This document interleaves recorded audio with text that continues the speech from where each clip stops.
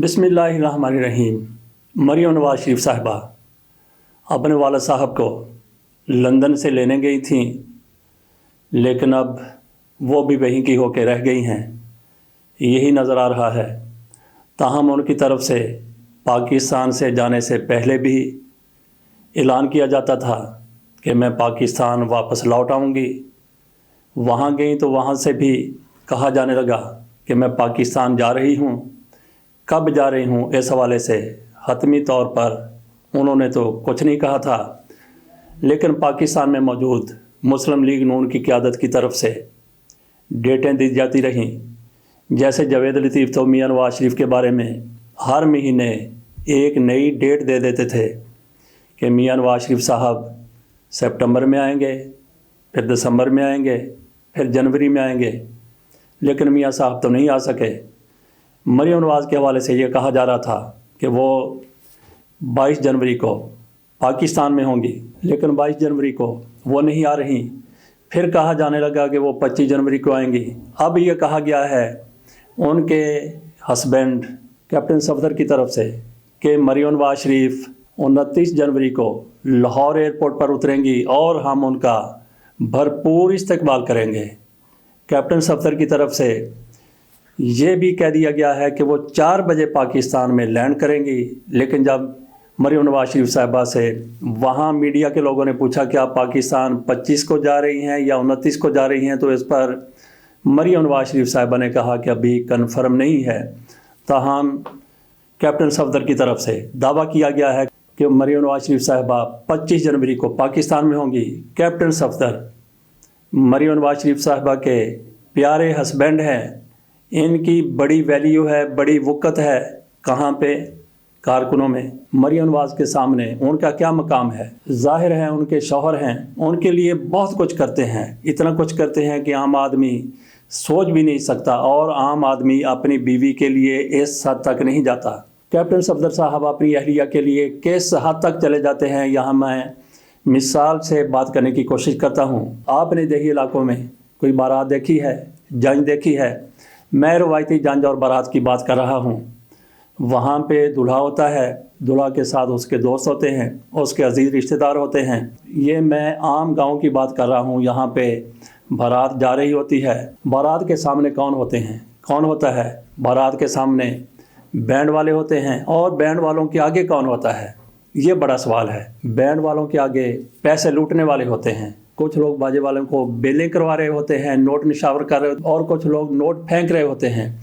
पहले तो सिक्के होते थे, सिक्के फेंके जाते थे, लेकिन आजकल 10 रुपए के, 20 रुपए के, 50 रुपए के, हत्ता के 100 रुपए के नोट भी लोग ऐसे बाजे वालों के ऊपर से फेंक देते हैं, और बाजे वालों के आगे पैसे लूटने वाले होते हैं। कैप्टन सफदर साहब भी ऐसे ही करते हैं। जब मरियम नवाज शरीफ साहिबा किसी जलसे में जा रही होती हैं, उनका इस्तकबाल किया जा रहा होता है, हत्ता कि गाड़ियाँ चल रही होती हैं, तो उसके आगे गार्ड्स होते हैं, मुहाफ़िज़ होते हैं, मुहाफ़िज़ों के आगे कैप्टन सफदर होते हैं मरियम नवाज के तहफ़्फ़ुज़ के लिए।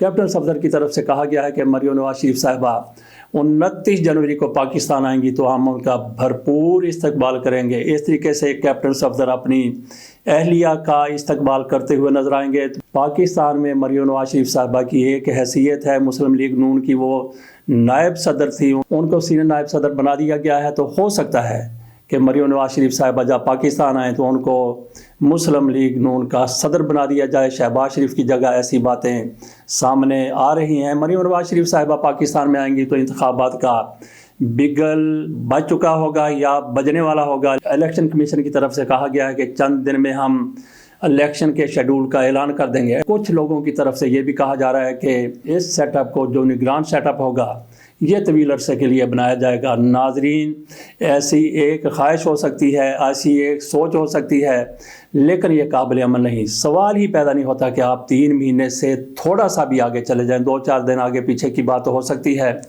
लेकिन महीनों और सालों की बात नहीं हो सकती। इमरान खान के होते हुए ऐसा मुमकिन नहीं है। ये इंतखाबात पंजाब असम्बली के, KPK असम्बली के 3 महीने में करवाने होंगे। अगर मरकज़ भी साथ आ जाता है तो फिर इसमें 1-2 महीने की तो ताख़ीर हो सकती है, लेकिन कुछ लोगों की ये ख्वाहिश کہ طویل عرصے کا کوئی سیٹ اپ بنا دیا جائے، اس کا قطعی طور پر کوئی امکان نہیں ہے۔ کوئی خواہ جتنا بھی زور لگا لے، پنجاب اور KPK کے نگران وزرائے اعلیٰ کے حوالے سے باتیں سامنے آ رہی ہیں، پنجاب میں کون وزیر اعلیٰ بنے گا؟ کچھ لوگوں کی طرف سے یہ کہا جا رہا ہے، خصوصی طور پر PTI کی طرف سے، ان کے حامی اینکرز کی طرف سے، صحافیوں کی طرف سے یہ کہا جا رہا ہے کہ کچھ طاقتیں اور مسلم لیگ نون محسن رضا نقوی کو نگران وزیر اعلیٰ بنانا چاہتے ہیں، کسی بھی صورت میں بنانا چاہتے ہیں۔ تو اس میں میرا خیال ہے کہ کسی کو ڈرنے کی، خوف زدہ ہونے کی ضرورت نہیں ہے۔ محسن رضا نقوی صحافی ہیں، میڈیا سے ان کا تعلق ہے، آپ نے ان کے 1-2 چینل ہیں، وہ مسلم لیگ نون کے حامی سمجھے جاتے ہیں، مسلم لیگ نون کے لیے وہ آنکھ کا تارا ہو سکتے ہیں۔ وہ وزیر اعلیٰ بن جائیں گے تو کیا ایسا ممکن ہے کہ وہ مسلم لیگ نون کی کھل کر حمایت کریں؟ سوال ہی پیدا نہیں ہوتا۔ نجم سیٹھی کی طرف سے کیا کیا گیا تھا؟ نجم سیٹھی بھی پنجاب کے نگران وزیر اعلیٰ رہے ہیں، تو انہوں نے کیا تیر مار لیا تھا؟ کوئی بھی الیکشن پر نگران وزیر اعظم ہو، نگران وزیر اعلیٰ ہو یا نگران وزراء ہوں، وہ الیکشن پر کسی حد تک تو اثر انداز ہو سکتے ہیں، لیکن مکمل طور پر انتخابات کا سینیریو، انتخابات کا منظرنامہ کسی بھی صورت میں وہ تبدیل نہیں کر سکتے۔ آپ نے دیکھ لیا کہ 17 جولائی کو ضمنی انتخابات ہوئے تھے، اس کے بعد بھی عمران خان نے 7-8 سیٹوں پر الیکشن لڑا تھا۔ اس دوران اسٹیبلشمنٹ کدھر تھی؟ اس دوران طاقتیں کدھر تھی؟ لیکن کیا ہوا؟ کچھ بھی نہیں کر سکے۔ انتخابات ہوں گے تو کوئی بھی عام انتخابات ہوں یا پھر پنجاب اسمبلی کے، KPK اسمبلی کے انتخابات ہوں، کوئی بھی نگران سیٹ اپ کسی کے لیے بہت کچھ نہیں کر سکتا۔ معمولی سا فرق تو پڑ سکتا ہے، لیکن جس طریقے سے یہ سوچ ہے کہ نگران وزیر اعلیٰ ہوگا، نگران وزیر اعظم ہوگا، تو وہ ہر چیز کو تہہ و بالا کر دے گا، ایسا ممکن نہیں ہے۔ محسن رضا نقوی کو اگر پنجاب کا وزیر اعلیٰ بنا دیا جاتا ہے تو میں سمجھتا ہوں کہ کسی کو خوف زدہ ہونے کی ضرورت نہیں ہے، کیونکہ محسن رضا نقوی یا کوئی بھی بندہ جو پنجاب کا وزیر اعلیٰ بنے گا، جو خیبر PK کا وزیر اعلیٰ بنے گا، جو وزیر اعظم نگران وزیر اعظم بنے گا، کوئی بھی شخص ہو، اس کی ایک اپنی بھی ذات ہوتی ہے، اس کی اپنی بھی ایک ساکھ ہوتی ہے، تو وہ کسی سیاسی پارٹی کی خاطر اپنی ساکھ کو، اپنے اعتبار کو، اپنے اعتماد کو کسی بھی صورت میں مجروح نہیں کرے گا، بلکہ اس کے لیے اگر اس کی ہمدردیاں کسی ایک پارٹی کے لیے ہیں تو اس کے لیے ایک بہترین موقع ہوتا ہے کہ وہ اپنے آپ کو غیر جانبدار ثابت کر کے سارے لوگوں کے لیے قابل قبول ہو جائے۔ لہٰذا اگر محسن نقوی کو پنجاب کا وزیر اعلیٰ بنا دیا جاتا ہے، اول تو ایسی صورتحال شاید سامنے نہ آئے، اگر آ جاتی ہے تو بھی کسی کو خوف زدہ ہونے کی ضرورت نہیں ہے۔ کیپٹن صفدر کی طرف سے یہ بھی کہا گیا ہے کہ مریم نواز شریف صاحبہ پاکستان آئیں گی تو سازش کو بے نقاب کریں گی۔ اللہ بہتر جانتا ہے کہ ان کے ساتھ کیا سازش ہوئی ہے۔ یہ لوگ تو جیلوں میں سڑنے والے تھے، کچھ کو نکال کر باہر بھیج دیا گیا۔ میاں نواز شریف صاحب، مریم نواز شریف صاحبہ بھی بیل پر ہیں، خود یہ صاحب بھی، اور اس جیسے اور بھی کئی لوگ۔ سازش پھر کس کے خلاف ہوئی ہے؟ کس کے ساتھ ہوئی ہے؟ مریم نواز شریف صاحبہ کون سی سازش کو بے نقاب کریں گی؟ ہو سکتا ہے کہ کیپٹن صفدر کے ساتھ کوئی سازش ہوئی ہو، شاید اس کو وہ مریم نواز شریف صاحبہ بے نقاب کریں گی۔ ان کے مطابق مریم نواز شریف صاحبہ مسلم لیگ نون کی بڑی لیڈر ہیں، اس میں کسی شک والی کوئی گنجائش نہیں ہے، بات نہیں ہے۔ میاں نواز شریف کے بعد مریم نواز شریف صاحبہ وہ شخصیت ہیں جو مسلم لیگ نون کی اعلیٰ قیادت کی اکثریت اور کارکنوں کے لیے قابل قبول ہیں، کسی بھی شخص کے مقابلے میں، خواہ وہ شہباز شریف ہو، اس کے علاوہ تو کوئی اور ہو ہی نہیں سکتا۔ مریم نواز شریف صاحبہ پاکستان آ رہی ہیں، انتخابات ہونے والے ہیں، یقینی طور پر ہونے والے ہیں، اس لیے مریم نواز شریف صاحبہ پاکستان آ رہی ہیں۔ اگر وہ آ رہی ہیں تو پاکستان کی سیاست میں ایک ہلچل ضرور نظر آئے گی۔ انتخابات ہونے والے ہیں، پنجاب میں ہو رہے ہیں، KPK میں ہو رہے ہیں، مرکز میں بھی ہو سکتا ہے انتخابات ہو جائیں، تو اس دوران کیا یہ ساری پارٹیاں مل کر عمران خان کے خلاف انتخابات لڑیں گی یا اپنی اپنی پارٹی پلیٹ فارم سے یہ انتخابات لڑیں گی؟ اس حوالے سے حتمی طور پر ابھی تک کچھ بھی نہیں کہا جا سکتا۔ اگر یہ مل کر انتخابات لڑتی ہیں تو پھر ایک تماشا لگتا ہوا نظر آئے گا۔ پنجاب میں بھی، خیبر پختونخوا میں بھی، پنجاب میں مسلم لیگ نون تحریک انصاف کے بعد بڑی پارٹی ہے، ہو سکتا ہے کہ دونوں میں اتنا زیادہ فرق نہ ہو، لیکن جس طریقے سے انتخابی نتائج سامنے آئے ہیں، ضمنی انتخابات سے، اس سے یہ لگتا ہے کہ P T I Muslim league نون سے بڑی پارٹی ہے، یہاں پہ پیپلز پارٹی بھی گھسنا چاہتی ہے، مولانا فضل الرحمان صاحب بھی گھسنا چاہتے ہیں، حتیٰ کہ اے این پی کو بھی امید ہے کہ وہ بھی یہاں پہ اپنے امیدوار کھڑے کرے، اور مولانا شاہ احمد نورانی کے بیٹے انس نورانی کو بھی امید پیدا ہو رہی ہوگی کہ وہ بھی پنجاب میں 10 12 15 20 سیٹیں صوبائی اسمبلی کی لینے میں، اپنے امیدوار کھڑے کرنے میں کامیاب ہو جائیں۔ دیکھتے ہیں کہ پی ڈی ایم ان انتخابات میں کس طریقے سے پی ٹی آئی کے مقابلے میں سامنے آتی ہے۔ آصف علی زرداری کچھ نہ کچھ نیا کرتے رہتے ہیں، دیکھتے ہیں کہ وہ پی ڈی ایم کو لے کر کس طریقے سے آگے چلتے ہیں۔ انٹرنیشنل سیاسی فورم برائے پاکستان، اس کی طرف سے سروے کروایا گیا ہے، جس میں یہ کہا گیا ہے کہ آصف علی زرداری پاکستان کے مین آف دی میچ ہیں، اور اس سروے میں یہ بھی کہا گیا ہے کہ آصف علی زرداری پر اگر مخصوص قسم کے الزامات نہ لگائے جاتے تو وہ اسی طریقے سے پورے پاکستان میں ہیٹ ٹرک کر لیتے، ایک حکومت دوسری حکومت تیسری حکومت، جس طریقے سے انہوں نے سندھ میں کیا ہے۔ مخصوص قسم کے الزامات کی بات کی گئی ہے، وہ کون سے الزامات ہو سکتے ہیں؟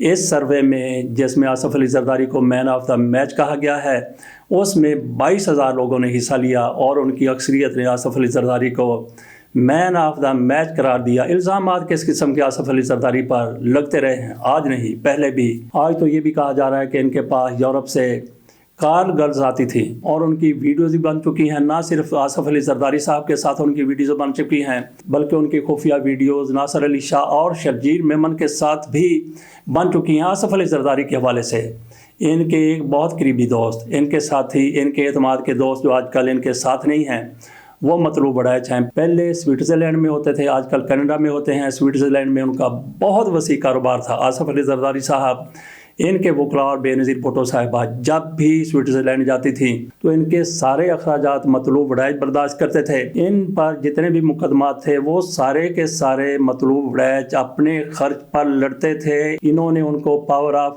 اٹارنی دے رکھا تھا۔ مطلوب بڑھائچ یہ کہتے ہیں، انہوں نے اپنے کالم میں لکھا اور اپنی عام گفتگو میں بھی وہ کئی بار کہہ چکے ہیں کہ آصف علی زرداری جب صدر پاکستان تھے تو بھارت سے ایشوریہ رائے کو پاکستان لایا گیا تھا، خصوصی جہاز کے ذریعے ان کو پاکستان لایا گیا، ایوان صدر پہنچایا گیا، 10 کروڑ روپیہ ان کو کیش دیا گیا، اور ان کے سارے اخراجات ایشوریہ رائے کے پاکستان میں ایک رات ٹھہرنے کے 10 کروڑ دیے گئے۔ اس کے علاوہ سارے کے سارے اخراجات بمے خصوصی جہاز جس میں اس محترمہ کو لایا گیا تھا، وہ بھی حکومت کی طرف سے یا زرداری صاحب کی طرف سے ادا کیے گئے تھے۔ اس سے آپ اندازہ کر سکتے ہیں کہ آصف علی زرداری صاحب کس طرح کے مین آف دا میچ ہیں۔ ان کو کچھ لوگ مرد حر بھی کہتے ہیں، اور جب انہوں نے کہا تھا کہ میں فوج کی اینٹ سے اینٹ بجا دوں گا، اور اس کے بعد جس طریقے سے وہ پاکستان سے چلے گئے اور ان کو پھر مرد حر سے مرد حر بھی قرار دیا گیا تھا۔ کوئی آصف علی زرداری کو مرد میدان کہتا ہے، کوئی آصف علی زرداری کو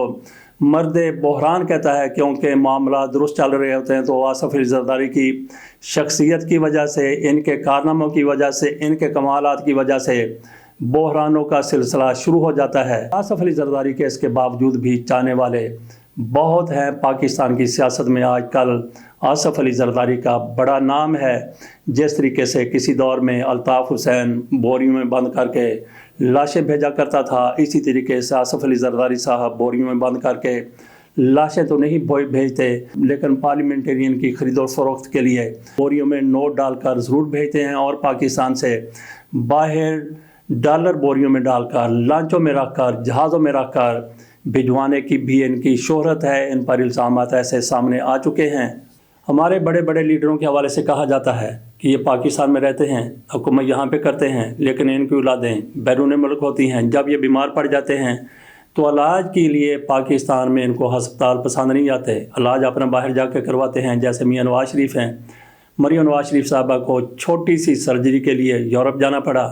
شہباز شریف بھی علاج کے بہانے پاکستان جانا چاہتے تھے، لیکن اس موقع پر تو ان کو نہیں جانے دیا گیا، لیکن علاج بہرحال شہباز شریف صاحب بھی دوسرے ممالک سے کرواتے ہیں۔ اسی طریقے سے یوسف رضا گیلانی، وہ بھی امریکہ میں اپنا علاج کروا رہے ہیں، لیکن یوسف رضا گیلانی کے حوالے سے یہ بات سامنے آئی ہے کہ وہ امریکہ میں تھے کہ ان کو مسئلہ ہوا اور ان کا وہاں پہ آپریشن ہوا، ہرنیا کا آپریشن ہوا، یوسف رضا گیلانی کو اگر یہی مسئلہ پاکستان میں ہوتا تو میں سمجھتا ہوں کہ یقینی طور پر وہ باہر جا کے اپنا علاج نہ کرواتے، یہیں پہ کروا لیتے۔ تو ان لوگوں کا یہ وہم ہے، یہ گمان ہے کہ پاکستان سے باہر جا کر علاج کروانے سے انسان صحت یاب ہو جاتا ہے اور اس کو نئی زندگی مل جاتی ہے۔ ایسا قطعی طور پر ممکن نہیں ہے۔ آپ کا علاج یہاں بھی ہو، پاکستان میں بھی بہترین ڈاکٹر موجود ہیں، پاکستان میں کروڑوں لوگ یہیں پہ علاج کرواتے ہیں، لیکن کچھ لوگوں کو اگر باہر جا کر علاج کروانا ہوتا ہے تو وہ زندگی کی ضمانت ان کو کوئی نہیں دے سکتا۔ جیسے محمد خان جنید، وہ بھی امریکہ میں علاج کے لیے گئے تھے لیکن وہیں پر ان کی ڈیتھ ہو گئی تھی۔ یوسف رضا گیلانی 1-2 دن میں پاکستان واپس آ رہے ہیں، ہم ان کی صحت یابی کے لیے دعا کرتے ہیں، اور یہ ہماری خواہش ہے کہ پاکستان کے ایسے بڑے بڑے لیڈر جب بیمار ہو جائیں تو ان کی طرف سے پاکستان میں ایسے ہاسپٹل ضرور ہونے چاہیے، ان کی طرف سے بنائے جانے چاہیے کہ وہ یہیں پہ اپنا علاج کروا سکیں بجائے اس کے کہ دوسرے ممالک جائیں۔ لیکن اکثر پاکستانی سیاستدان صرف علاج کروانے کے لیے بیرون ملک نہیں جاتے، ان کے کئی اور مقاصد بھی ہوتے ہیں۔ اب ہم تھوڑی سی بات کر لیتے ہیں پیر کرم شاہ صاحب الازہری کے حوالے سے۔ ان کے 2 بیٹے ابو الحسنات اور فاروق بہاول حق وہ پی ٹی آئی میں شامل ہو چکے ہیں، وہ مسلم لیگ نون کے ساتھ تھے۔ 2013 کے انتخابات ہوئے تو ان انتخابات میں ابو الحسنات نے اپنے مخالف امیدوار کو مسلم لیگ نون کے ٹکٹ سے ہرا دیا تھا، لیکن 2018 میں ان کو ٹکٹ نہیں دیا گیا۔ اب وہ اسی وجہ سے، شاید اسی ناراضی کی وجہ سے پی ٹی آئی میں شامل ہو رہے ہیں۔ یہ پی ٹی آئی کے لیے اللہ تعالیٰ کی ایک نصرت ہے، اللہ تعالیٰ کی ایک برکت ہے، کیونکہ یہ دونوں جس عظیم شخصیت کی اولاد ہیں ان کا بہت بڑا نام ہے کرم شاہ صاحب الازہری۔ ان کے پی ٹی آئی میں شامل ہونے سے ایک تو یہ خود بھی مضبوط ہو جائیں گے، دوسرا پی ٹی آئی اس حلقے میں پہلے سے زیادہ مضبوط ہو کر سامنے آئے گی، اور اس علاقے سے ہو سکتا ہے کہ پی ٹی آئی ان کی وجہ سے کلین سویپ کر جائے۔ اس کے ساتھ اجازت دیجیے، اللہ حافظ۔